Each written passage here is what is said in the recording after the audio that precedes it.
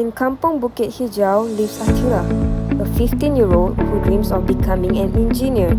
Every night she tries to study, but the lights suddenly go out. With only a flashlight on her phone, ATHIRAH struggles to finish her homework, often falling behind in class. Just down the road lives Hira, 16, who wants to be a teacher. She needs the internet for online lessons and research, but without steady electricity, the Wi-Fi router keeps shutting off.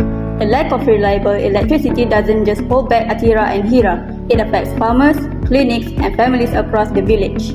As we look for better solutions to our energy problems, one option stands out. Using the natural flow of water, hydropower offers a way to turn rivers into a steady supply of electricity. And that brings us to this idea, from river to light, a new era of energy.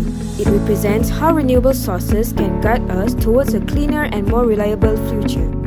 In many rural villages around the world, hydropower provides continuous, renewable, low-carbon electricity, a simple, clean, and reliable way to generate power from the natural flow of water.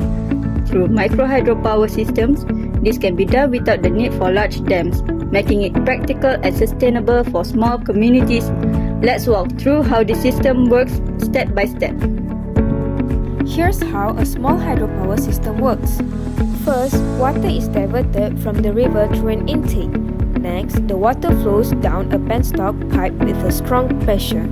This moving water spins a turbine, which drives a generator to produce electricity.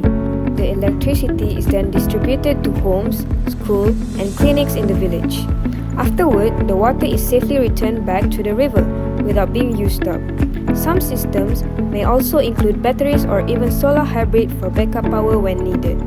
Now, let's look at a simple sizing example for a small hydropower system. The village has a demand of about 120 kilowatt hours per day, which is equal to around 5 kilowatts of continuous power. Using the hydropower formula, we can calculate the required flow. For example, at a 5-meter head, we would only need around 0.17 cubic meters per second of water flow. This means the larger the head, the smaller the flow required. In other words, higher elevations makes the system more efficient. Here, you can see the example layout. Water is taken from the river at the intake, channeled through the penstock, and drives the generator to produce electricity.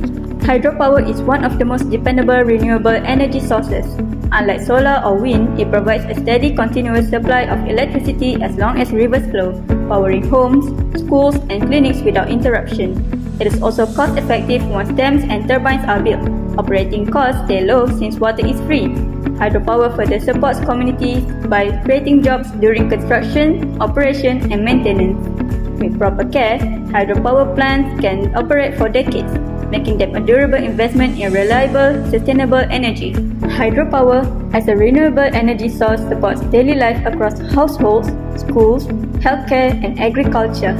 For families, it provides dependable electricity for lighting, cooking, and communication, reducing reliance on polluting fuels and lowering long-term costs.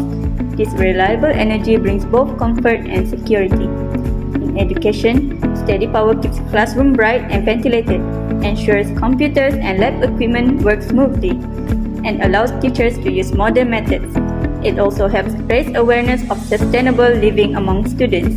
Healthcare depends heavily on reliable electricity.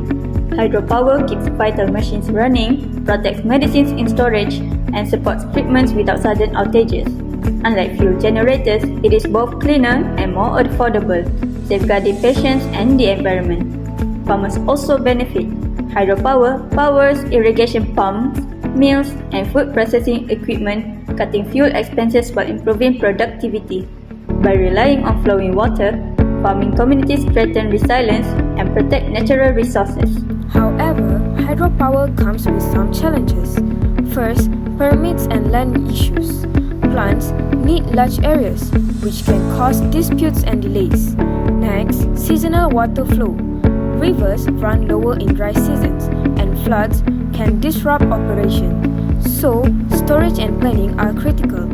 There's also the environment. Dams affect river flow and fish, so projects must include protections like fish ladders and monitoring. Finally, skilled maintenance. turbines and generators need trained workers and spare parts, which can be harder to get in remote areas. Managing these challenges is key to keeping hydropower reliable and sustainable. Improving village hydropower starts with choosing turbines that feed the river, making generation efficient and reliable. Protecting the river with fish passages and sediment systems keep the ecosystem healthy. Since water level change, backups like batteries or solar panels help ensure steady power. Training locals for operation and collecting small fees supports long-term maintenance. A community committee can manage funds, resolve issues, and plan upgrades, making hydropower both reliable and sustainable. In conclusion, micro hydropower provides Kampung Bukit Hijau with clean, reliable, and affordable energy. It supports daily needs, boosts education and livelihoods, and protects the environment, offering a sustainable path for community growth. Now, picture ATHIRAH again, this time in her brightly lit home. Thanks to micro hydropower, she studies confidently at night, no longer worrying about blackouts. ATHIRAH, a laptop and Wi-Fi